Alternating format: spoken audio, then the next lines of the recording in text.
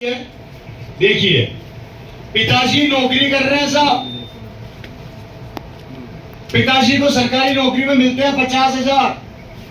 पिताजी का सीना चौड़ा, 50,000 कमाता हूं। गलती से पिताजी को 2 बेटे हो गए।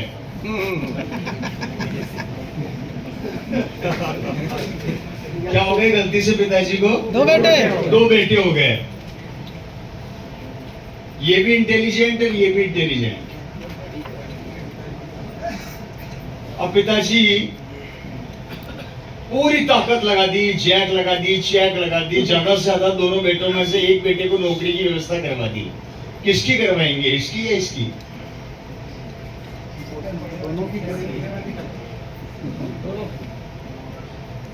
आंकड़े बताते हैं एक फादर एक समय के अंदर अपनी पूरी पावर लगा के एक आदमी को सरकारी नौकरी दिलवा सकता है, अगर वो अप्रोचेबल है तो।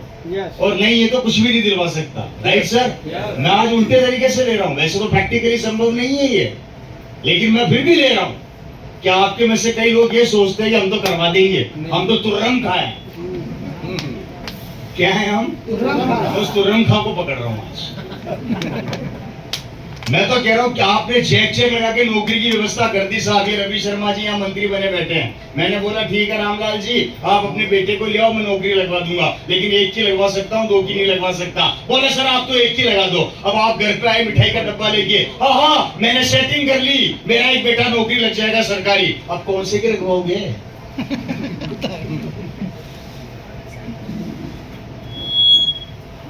किसके लगवाओगे, चुन्नू की या मुन्नू की?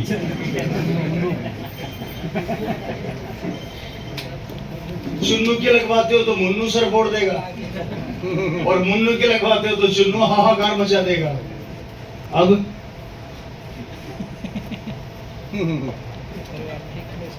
फंस गए पापा, फंस गए ना? अब क्या करोगे बताओ मेरे को। धीरज रखते रखते तो यहाँ तक पहुंच गए, अब लकड़ियों में ही जाना बाकी रह गया है।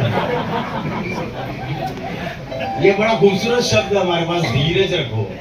सब्र का फल मीठा होता है, ज्यादा सब्र करेगा तो सड़ भी जाता है। आई बात समझ में? सब्र भी एक लिमिट तक अच्छा लगता है, उससे ऊपर सब्र का फल भी सड़ जाता है फल को। ये कैलकुलेशन आप समझो सर, ये कड़वा सत्य है। कैसे सरवाइव करेंगे ये बच्चे? Right sir? आप इसको नहीं लगा सकते, इसको नहीं लगा सकते, चलिए तो नौकरी खत्म, अब आप कर ही नहीं सकते। इसकी लगा दी तो इसकी बीवी खून पी जाएगी, इसकी लगा दी तो इसकी बीवी खून पी जाएगी, और परिवार अलग। जिस परिवार को आप बांध कर चलना चाहते थे, आज वो परिवार के टुकड़े होने से आप रोक ही नहीं सकते। सही बात। अब रोक के बता दो मेरे को।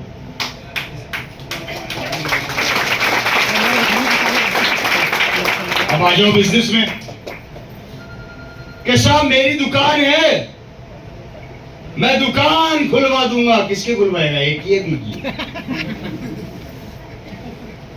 अरे मैं इस बच्चे की खुलवा दूंगा, इसके नाम कर दूंगा, 50 साल से दुकान कर रहा हूं, और दूसरे को नई दुकान खुलवाऊंगा। तो दूसरा हाथों हाथ बोलेगा पापा नई दुकान मुझे क्यों खुलवाओगे, मेरा धंधा तो बाद में सेट होगा, उसको बनाया दे रहे हो। ये लो लड़ाई फिर चलो।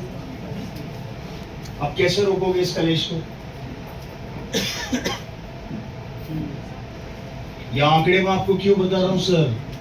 ये हर घर की कहानी हो रही है। कहानी सिर्फ एक है, वो है पैसा, वो है मनी, वो है एक अच्छी जिंदगी, और वो है घर की खुशियां जो हर आदमी ढूंढना चाहता है। और मरते हमेशा ये लोग हैं, और ये इसलिए मरते हैं क्योंकि ये पुरानी परंपरा को छोड़ना नहीं चाहते और नए समाज जमाने के साथ चलना नहीं चाहते।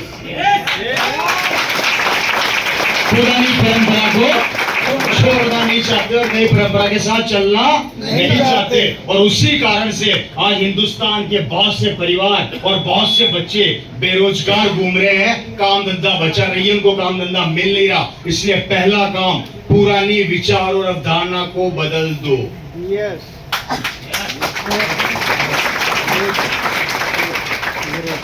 लेकिन नहीं बदलेंगे।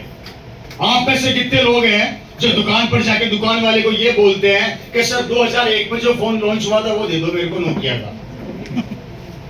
कोई नहीं मांगते, कोई नहीं, बदल गए। विचार बदल गए। आ भी रहा तो ले लोगे हैं? चलो मैं दे देता हूँ पेटी पे एक आपको 2001 का फोन खरीदोगे? प्रैक्टिकल बात करो ना, आना नहीं है, प्रैक्टिकल बात करो। ले लोगे क्या? कोई ले लेगा? आप दुकान वाले को जाके कितने लोग ये बोलते हो कि सर 1999 में जो मोटरसाइकिल आती थी कावासाकी 4 स्ट्रोक चैंपियन, वो दे दो। कोई नहीं। आप में से कितने लोग कार वाले को जाके बोलते हो कि 2000 में जो मारुति 800 आया करती थी वो दे दे, जिसके अंदर ऐसे घुमा के दरवाजा उतारते थे? हैं? कोई मांगता है? क्यों? क्या वो कार दी थी? है जी? आप में से कितने लोग दुकान वाले को जाके बोलते हो कि एम्बेसडर निकाल दे? कोई नहीं। कोई नहीं। क्यों? आप में से कितने लोग अपने बच्चे के लिए लैपटॉप खरीदने जाते हो और लैपटॉप खरीदते हुए दुकान वाले से बोलते हो कि यार एक काम कर, इसका सबसे पुराना वर्जन निकाल, मेरा बेटा इंटेलिजेंट बन जाएगा। आपको टेक्नोलॉजी नहीं चाहिए, आपको लाइफ स्टाइल नहीं चाहिए, घर के अंदर तरीका रहने का नया चाहिए, मकान नई टेक्नोलॉजी का चाहिए, कार नई टेक्नोलॉजी की चाहिए, कपड़े शानदार टेक्नोलॉजी का आज के फैशन के चाहिए, लेकिन सोच वही पुरानी रखेंगे। सोच वही पुरानी रखेंगे कि नहीं, सोचेंगे तो हम वही जो पापा ने सिखाया था। पापा ने गलत नहीं सिखाया था, पापा को भी किसी ने सिखाया था।